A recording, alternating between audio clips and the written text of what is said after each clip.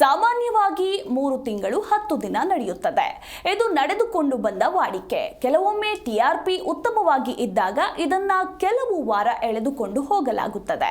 ಆದರೆ big boss Hindi season 5.5 ತಿಂಗಳು ನಡೆಯಲಿದೆ ಅಂದ್ರೆ ನೀವು ನಂಬ್ತೀರಾ? ನಂಬಲೇಬೇಕು.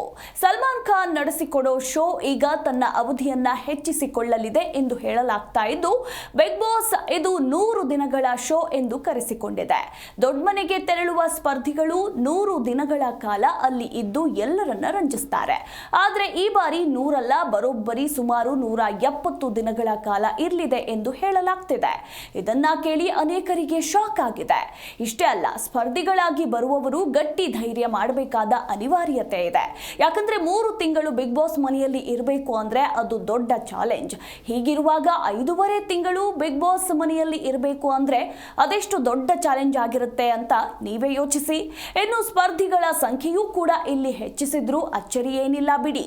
ಯಾಕಂದ್ರೆ 170 ದಿನ ಅಂತ ಬಂದಾಗ ಬರುವ ಸ್ಪರ್ಧಿಗಳ ಸಂಖ್ಯೆ, ವೈಲ್ಡ್ ಕಾರ್ಡ್ ಎಂಟ್ರಿಗಳ ಸಂಖ್ಯೆ ಹೆಚ್ಚಿರುತ್ತದೆ ಅಂತ ಹೇಳಬಹುದು. ಇನ್ನು ಬಿಗ್ ಬಾಸ್ ಎಂದಾಗ ಅಲ್ಲಿ ಜಗಳ ಹೆಚ್ಚು. ಸ್ಪರ್ಧಿಗಳು ಹೆಚ್ಚಾದಂತೆ ಜಗಳ ಹಾಗೂ ವಿವಾದಗಳು ಹೆಚ್ಚಬಹುದು. ಇನ್ನು 170 ದಿನ ಹೊರ ಜಗತ್ತನ್ನ ಬಿಟ್ಟು ಇರಲು ಸ್ಪರ್ಧಿಗಳು ಯಾವ ರೀತಿಯಲ್ಲಿ ರೆಡಿಯಾಗಿ ಬರ್ತಾರೆ ಅನ್ನೋದನ್ನ ಕಾದು ನೋಡಬೇಕಿದೆ. ಕೆಲವು ವರದಿಗಳ ಪ್ರಕಾರ ಜುಲೈ 30ರಿಂದ ಈ ಶೋ ಆರಂಭ ಆಗಲಿದೆಯಂತೆ. ಇನ್ನು ಬರೋಬ್ಬರಿ ಜನವರಿ ತಿಂಗಳವರೆಗೆ ಈ ಶೋ ನಡೆಯಲಿದೆ.